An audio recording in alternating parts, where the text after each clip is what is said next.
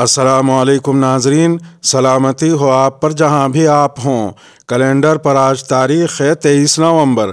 اپنے میزبان راہی حجازی سے انڈیا کی خبریں سنیے۔ مسلم پرسنل لا بورڈ نے کیا خواتین کی نمائندگی میں اضافہ۔ آل انڈیا مسلم پرسنل لا بورڈ نے ایک اہم قدم اٹھاتے ہوئے کانپور میں اپنی 2 روزہ جنرل باڈی میٹنگ کے دوران مختلف سماجی شعبوں سے تعلق رکھنے والی 30 مسلم خواتین کو رکنیت فراہم کی ہے اور 3 خواتین کو ایگزیکٹو کمیٹی کے ممبران کے طور پر مقرر کیا ہے۔ 9 منتخب خواتین ممبران کے پاس کوئی مذہبی لقب یا مدرسے کی ڈگریاں نہیں ہیں، لیکن ان کے پاس شرعی قوانین کے مطابق معاشرے کی خدمت کرنے کا تجربہ ہے۔ آل انڈیا مسلم پرسنل لا بورڈ کی ایگزیکٹو کمیٹی کے رکن مولانا خالد رشید فرنگی محلی نے کہا کہ حیدرآباد سے ڈاکٹر اسما زہرا ایک خیراتی اسپتال چلاتی ہیں، جبکہ لکھنؤ کی ڈاکٹر نگہت پروین ایک ماہر تعلیم ہیں جو اتر پردیش میں اسکول اور مدارس چلاتی ہیں۔ وہیں دہلی کی ایک سماجی کارکن عطیہ پروین کو بھی ایگزیکٹو کمیٹی کا ممبر مقرر کیا گیا ہے۔ مولانا خالد رشید فرنگی محلی نے کہا کہ ملک بھر سے مسلم خواتین کے ناموں کی سفارش کی گئی تھی اور بورڈ نے ان خواتین کو نامزد کیا ہے جو قابل ہیں اور سماجی شعبوں میں کام کرنے والے مسلمانوں کے ساتھ مل کر کام کرتی ہیں۔ 15 سال قبل اسلام قبول کر چکے 5 خاندانوں کے 26 اراکین کو ہندو مذہب میں داخل کیا گیا۔ ملت ٹائمز پر شائع خبر میں بتایا گیا ہے کہ اتر پردیش کے مظفر نگر میں ہندو مذہب کو چھوڑ کر مذہب اسلام اپنانے والوں کے ذریعے اب پھر ہندو مذہب میں گھسیڑے جانے کی خبر ہے۔ پیر کے روز مظفر نگر ضلع کے بھگرا بلاک میں واقع یوگا سادھنا آشرم میں ایک ماہن کے ذریعے گزشتہ کچھ مہینوں میں تقریباً 60 لوگوں کو ہندو مذہب میں لیا گیا ہے۔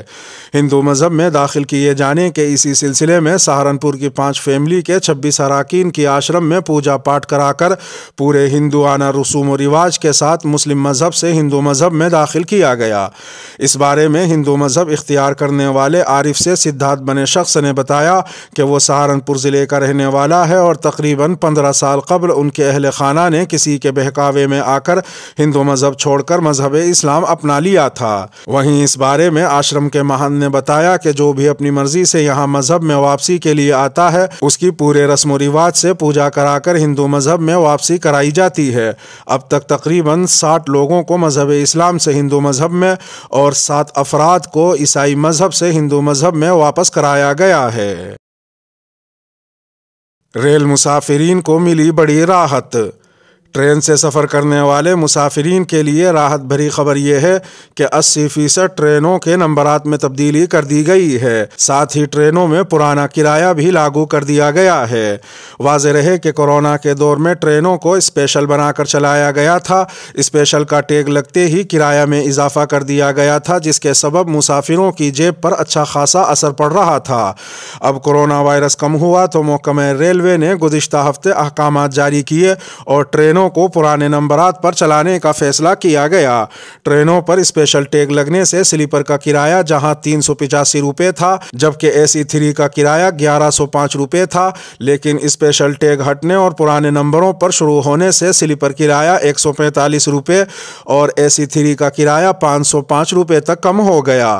ٹرینوں کا کرایہ کم ہونے سے مسافروں کو بڑی راحت ملی ہے۔ ہندوستانی کرکٹ ٹیم کے کھلاڑیوں کو صرف حلال گوشت کھانے کی اجازت، بھگوا تنظیموں میں لگی آگ۔ ہندوستانی کرکٹ ٹیم کے نئے ڈائٹ پلان یعنی کھانے کی فہرست کو لے کر ہنگامہ کھڑا ہو گیا ہے۔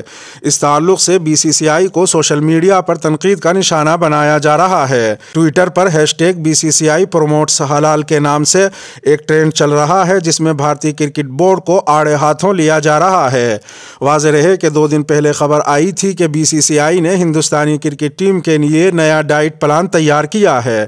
اسپورٹس تک ویب سائٹ کے مطابق کھلاڑیوں کو کسی بھی طرح سے سور کا گوشت اور گائے کا گوشت کھانے کی اجازت نہیں ہے۔ یہ قدم ان کی فٹنس اور صحت کے پیش نظر اٹھایا گیا ہے۔ ڈائٹ پلان میں یہ بھی لکھا گیا ہے کہ اگر کوئی گوشت کھانا چاہتا ہے تو وہ صرف حلال تصدیق شدہ گوشت کھا سکتا ہے، اس کے علاوہ آپ کسی اور قسم کا گوشت نہیں کھا سکتے۔ اس معاملے کو لے کر BCCI پر سوشل میڈیا پر حلال سرٹیفائیڈ فوڈ کی تشہیر کا الزام لگایا جا رہا ہے۔ BJP اور بھگوائی تنظیموں سے جڑے افراد ٹویٹر اکاؤنٹ سے اس بارے میں مسلسل مسلسل ٹویٹس کیے جا رہے ہیں، ان میں BCCI کو ایسا نہ کرنے کے لیے کہا جا رہا ہے۔ پاکستان کے ساتھ بات چیت کرنے میں کوئی حرج نہیں ہے۔ جموں کشمیر نیشنل کانفرنس کے سرپرست اعلیٰ اور member parliament doctor Farooq Abdullah نے پاکستان کے ساتھ بات چیت شروع کرنے پر زور دیا ہے۔ ان باتوں کا اظہار انہوں نے جموں میں نامہ نگاروں سے بات چیت کے دوران کیا۔ ڈاکٹر فاروق عبداللہ نے کہا کہ حالات کو معمول پر لانے کی خاطر بات چیت واحد راستہ ہے۔ انہوں نے کہا کہ پاکستان کے ساتھ بات چیت کرنے میں کوئی حرج نہیں ہے۔ ANC لیڈر کا مزید کہنا تھا کہ ہماری زمین پر قبضہ کرنے والے چین کے ساتھ بات چیت ہو سکتی ہے تو پاکستان کے ساتھ کیوں نہیں؟ انہوں نے کہا کہ دھمکیوں سے آج تک کوئی مسئلہ حل نہیں ہوا، بلکہ بات چیت کے ذریعے ہی سبھی مسائل حل ہو سکتے ہیں۔ انہوں نے مرکزی حکومت پر زور دیا کہ دوریوں کو پاٹنے کی خاطر ہمسایہ ملک کے ساتھ تجارتی روابط کو مضبوط کرنے کی اشد ضرورت ہے۔ حیدرپورہ مبینہ تصادم کے حوالے سے پوچھے گئے سوال کے جواب میں فاروق عبداللہ نے کہا کہ اصل حقائق جوڈیشل تحقیقات کے ذریعے ہی سامنے آ سکتے ہیں۔ BJP امن و امان خراب کرنے کی کوشش کر رہی ہے۔ مہاراشٹر کانگریس کے صدر نانا پٹولے نے پیر کو کہا کہ امراوتی میں حالات پرامن ہیں، لیکن بھارتیہ جنتا پارٹی جان بوجھ کر امن و امان خراب کرنے اور حالات بگاڑنے کی کوشش کر رہی ہے۔ نانا پٹولے نے کہا کہ BJP فرقہ وارانہ منافرت پھیلا کر سیاسی روٹی سیکنا چاہتی ہے۔ انہوں نے سوال کرتے ہوئے کہا کہ کیا BJP گجرات کی طرح مہاراشٹر میں بھی دنگے فساد کا استعمال کرنا چاہتی ہے؟ انہوں نے آج یہاں ایک پریس ریلیز جاری کر کے BJP کو نشانہ بناتے ہوئے کہا کہ جب سے BJP نے انتخابات میں منہ کی کھائی ہے، تب سے مخالف جماعت کے طور پر نہیں بلکہ مہاراشٹر مخالف پارٹی کے طور پر طرز عمل اپنا رہی ہے۔ انہوں نے کہا کہ ناندیڑ اور امراوتی میں پیش آئے واقعات ریاست اور ریاستی حکومت کے لیے باعث تشویش ہیں، لیکن حکومت نے بروقت حالات پر قابو پا لیا ہے۔ انہوں نے کہا کہ مہاراشٹر کے عقل مند اور مہذب لوگ BJP کے ناپاک عزائم کو پورا ہونے نہیں دیں گے۔ پاکستان کے راستے افغانستان پہنچے گا انڈیا کا گیہوں، عمران حکومت نے راستہ کھولا۔ پاکستان کی عمران خان حکومت نے انڈیا کے گیہوں کو افغانستان بھیجنے کے لیے اپنے تمام راستے کھول دیے ہیں۔ پاکستان کے وزیر اعظم عمران خان نے کابینہ کی میٹنگ کے بعد سبھی وزارتوں کو تعاون دینے کا حکم دیا۔ واضح رہے کہ گزشتہ ماہ افغانستان سے متعلق منعقد ہوئے ماسکو فارمیٹ کے دوران انڈیا نے طالبان کے لیڈروں سے ملاقات کی تھی۔ میٹنگ کے دوران انڈیا نے افغانستان کو فوری انسانی مدد دینے کی پیشکش کی تھی۔ طالبان انتظامیہ کے آنے کے بعد افغانستان میں یہ انڈیا کی طرف سے پہلی مدد ہوگی۔ اس سے پہلے ایران، متحدہ عرب امارات اور پاکستان جیسے ممالک نے افغانستان میں رسد اور طبی سپلائی بھیجی ہیں۔ واضح رہے کہ گزشتہ ماہ انڈیا نے انسانی مدد کے طور پر افغانستان کو 50,000 میٹرک ٹن گیہوں پاکستان کے واگا سرحد کے ذریعے بھیجنے کی گزارش کی تھی۔ افغانستان کے کارگزار وزیر خارجہ ملا امیر خان متقی نے گزشتہ ہفتے وزیر اعظم عمران خان سے انڈیا کو پاکستان کے راستے گیہوں بھیجنے کی اجازت دینے کی گزارش کی تھی۔ زرعی قوانین کی واپسی کے بعد مودی BJP لیڈروں کے بیانات پر لگام لگائیں۔ بہوجن سماج پارٹی سپریمو مایاوتی نے پیر کو وزیر اعظم نریندر مودی سے زرعی قوانین واپس لینے کے اعلان کے بعد BJP لیڈروں کے ذریعے ان قوانین کو انتخابات کے بعد پھر سے بحال کیے جانے جیسے بیانات پر لگام لگانے کی درخواست کی ہے۔